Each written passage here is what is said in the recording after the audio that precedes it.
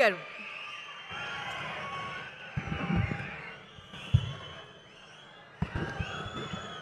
అందరికీ నమస్కారం.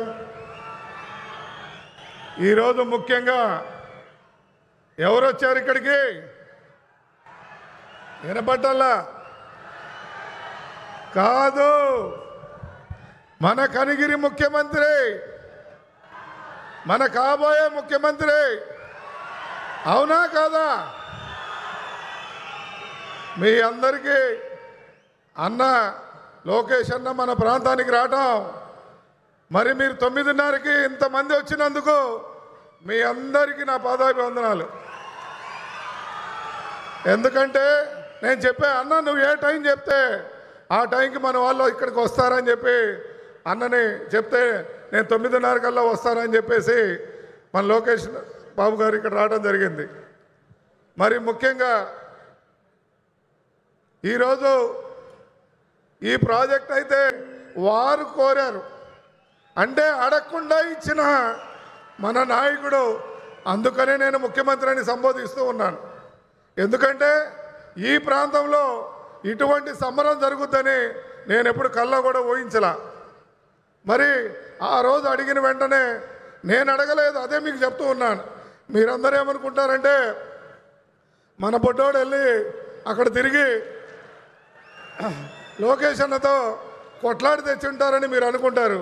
కానీ నేను అటేం జరగలేదు. అది ఆయన యువగలంలో పాదయాత్ర వచ్చినప్పుడు నాకు ఆనందం వేసింది, ఎందుకంటే నేను గెలిచిపోతున్నానని. ఎందుకంటే యువగలం పాదయాత్రలో మీరు చూపిన ఆదరణ అన్న ఈ ప్రాంతం మొత్తం కూడా చూశాడు.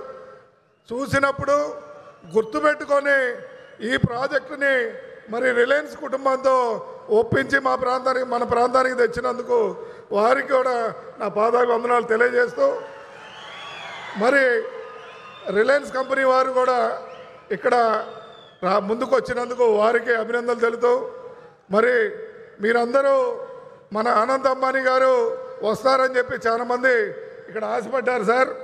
కానీ ఆయన పాదయాత్ర చేయడం చేత రాలేని చెప్పారు.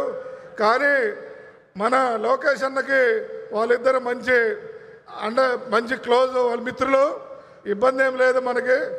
ఆయన కూడా ఎల్లానో మీరు చూడాలని కోరుకుంటూ, మరి ఇక్కడికి వచ్చిన ప్రసాద్ గారికి, మరి అదేవిధంగా మాధవ్ గారికి ఈ వెనకబడ్డ ప్రాంతాన్ని ఎప్పుడూ గుర్తుంచుకోవాల్సిందిగా కోరుతూ, ఎందుకంటే మీరు ఏది అడిగినా మేము సహాయం చేయడానికి సిద్ధంగా ఉన్నాము.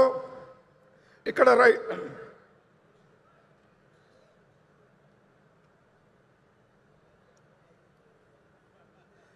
రైతుల పరిస్థితి, మాకు ఇక్కడ తిండి కూడా జరగని పరిస్థితి. ఈ ప్రాంతం నుంచి 74,000 మంది వలసలు ఉన్నారు సార్. భారతదేశం కాదు, ఏ దేశం వెళ్ళినా మా కనిగిరి వాళ్ళు ఉంటారు. ఎందుకంటే అంతా ఇక్కడ జరగని పరిస్థితిలో ముసలి తల్లిదండ్రులు ఇక్కడ వదిలిపెట్టేసి బతుకుదేరి కోసం మీరు ఎక్కడికన్నా పోండి, కొద్దిసేపు ఆగితే మీది ఏ ఊరని అడగండి, వాడు గ్యారెంటీగా 1 గంటలో కనిగిరని చెబుతాడు. అంతమంది వలసలే. నేనైతే బాధపడుతుండేవాడిని, ఇటువంటి ప్రాంతాల్లో పుట్టాము, ఈ ప్రాంతానికి ఏమి చేయలేకపోతున్నామని నా మనసులో బాధ. ఎప్పుడు ఏదో ఒకటి ఇక్కడ చేయాలని ఒక తపనతో ఉండేది. కానీ ఆ బాధ నుంచి నన్ను విముక్తి కలిగించారు మన అన్న లోకేష్ అన్న గారు.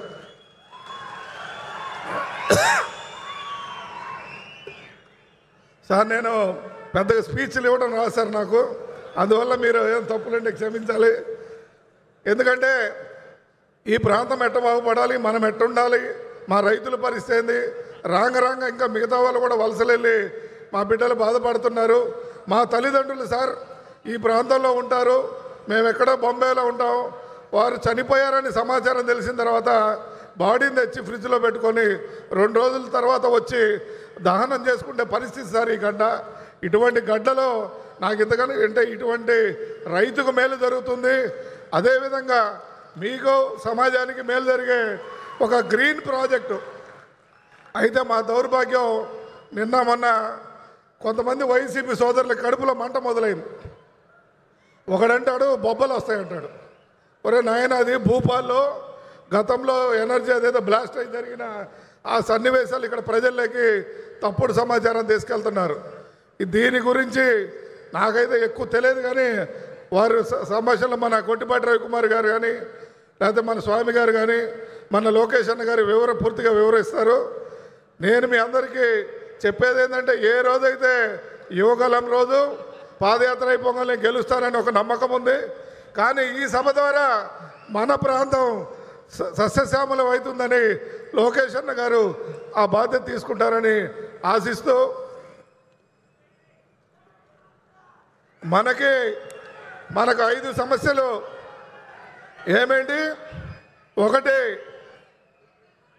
వెలుగొండ ప్రాజెక్ట్, 2 తాగునీరు, 3 రైల్వే లైను, 4 ఈ సంస్థలు కావాలనుకున్న అవి కూడా వచ్చేసినాయి, 5 త్రిబుల్ ఐటీ కావాలా వద్దా? కాబట్టి ఈ 5 సమస్యలకి ఆల్రెడీ ముఖ్యమంత్రి గారిని మిమ్మల్ని కలిసినప్పుడు రైల్వే సమస్య ఉన్నప్పుడు మీరు వెళ్ళి సిఎస్ గారిని కలవమన్నారు. మన సిఎస్ గారిని కలిస్తే వెంటనే వారు సిఎస్ గారు 12.5 కోట్ల రూపాయలు మన రైల్వే లైన్లో ఆగిపోయిన డబ్బులు ఇవ్వడం జరిగింది.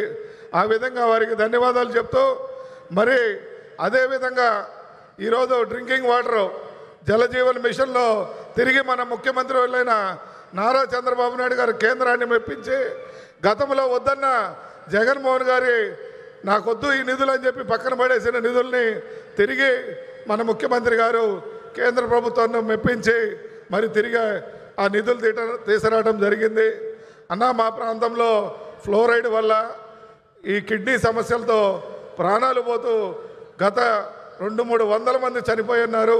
భవిష్యత్తులో కూడా మనం వాటి నుంచి నివారించాలంటే మాకు తాగునీరు కంపల్సరీగా మీ ద్వారా జరగాలని కోరుకుంటూ, మరి ఏదైతే రైల్వే లైన్ ఉందో ఆగస్టు 15వ తారీఖున మీరు కనిగిరి వచ్చి మళ్ళా అది ప్రారంభించాలనేది కోరిక. ఎందుకంటే ఒడిదుడుకులన్నీ తీరిపోయినాయి కాబట్టి మాకు రైల్వే వారు చెప్పింది అతి త్వరలో ఈ ప్రభుత్వం వచ్చిన తర్వాత అన్ని విధాల సహకారం ఉంది కాబట్టి ఆ ప్రాజెక్టులు ఎక్కడ ఆగవని చెప్తూ ఉన్నారు. దయచేసి దాని మీద కూడా దృష్టి పెట్టి మా త్రిబుల్ ఐటీని మీరు ఇస్తారని ఆశిస్తూ, మరి నేను మాట్లాడేదానికన్నా కూడా ఎక్కువగా ఈ ప్రాంతంలో ఈ ఫ్యాక్టరీని అంటే కొందరు చెప్తూ ఉన్నారు. నిన్న సాక్షి పేపర్ రాశాడు, అయ్యా మొదలు పెడతారు పూజకే తప్ప ఇక్కడ ఎక్కడుంది భూమి అని చెప్పన్నారు. మా రైతులు సాక్షిగా చెప్తున్నాను, రిలయన్స్ సంస్థ వారికి, మీకు అవసరమైతే 50,000 ఎకరాలు ఈ రిలయన్స్ బయోగ్యాస్ ప్లాంట్కి